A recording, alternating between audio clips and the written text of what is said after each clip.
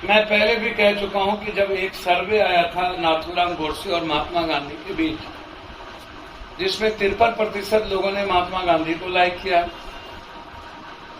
और 47% नाथूराम गोडसे को। हम उस वक्त भी गए थे कि देश की मानसिकता और विचारधारा मृत हो चुकी है, क्या संभव है राजनीति अब अच्छे लोग करेंगे।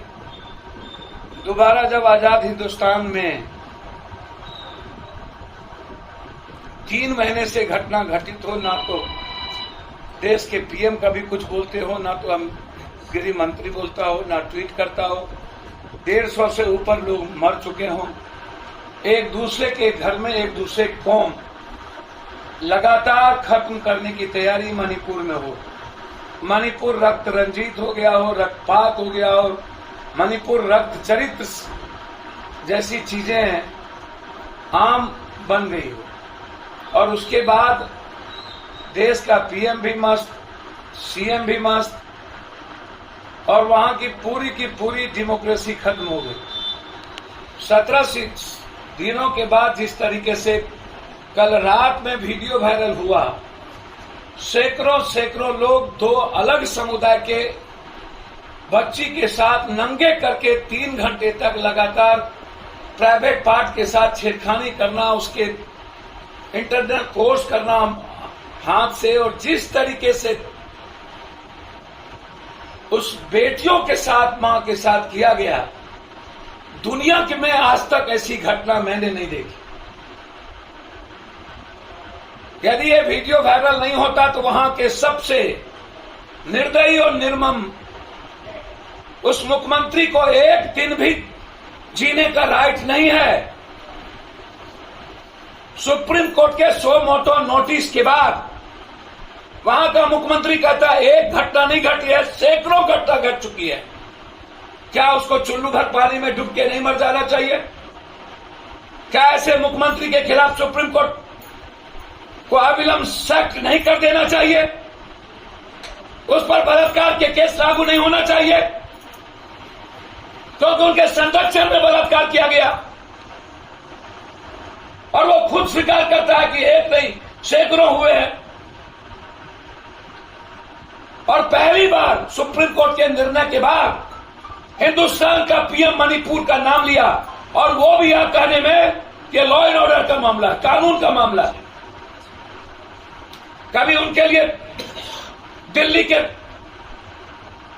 पर बैठी 3 महीना की बेटियां अपनी भीख मांगती रही, रेप की, एक बार नहीं बोले, और अब कहता है इतने निर्मम सामूहिक बलात्कार किए गए उस बेटियों का, हजारों भीड़ के सामने सामूहिक बलात्कार हुआ।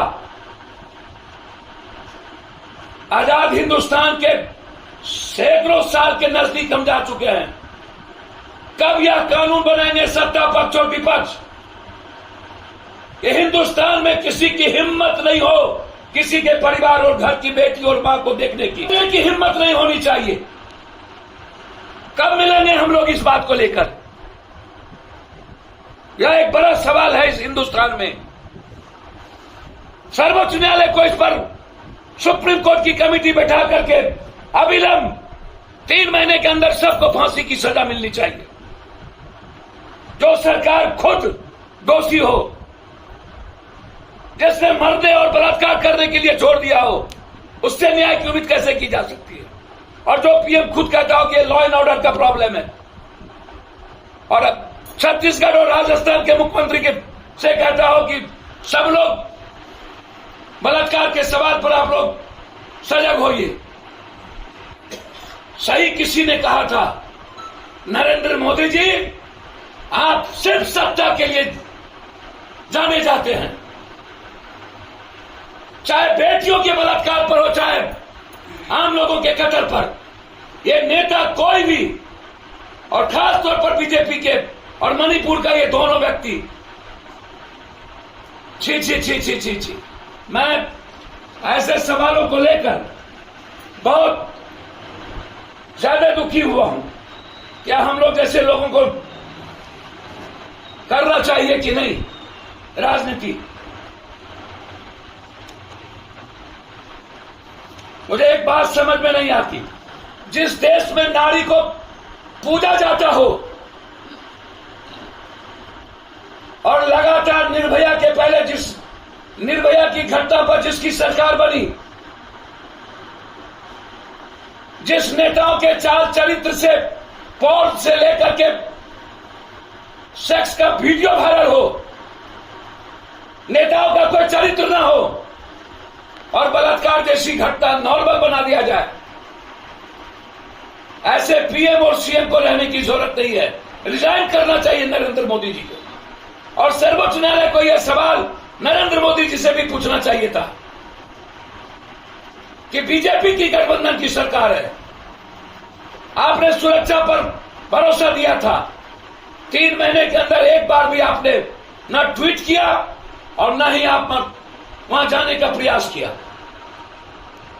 इसीलिए यह सवाल मणिपुर का नहीं है, यह सवाल साउथ और नॉर्थ का नहीं है, यह सवाल हिंदी पट्टी का नहीं है, यह सवाल दुनिया के बेटियों का है, यह सवाल हिंदुस्तान की मां और बेटियों का है। यदि आज हिंदुस्तान चुप रहती है तो आने वाला समय में किसी भी घर की बच्ची सुरक्षित नहीं होगी। निकलना होगा हिंदुस्तान की मां और बहनों को इस सवाल को लेकर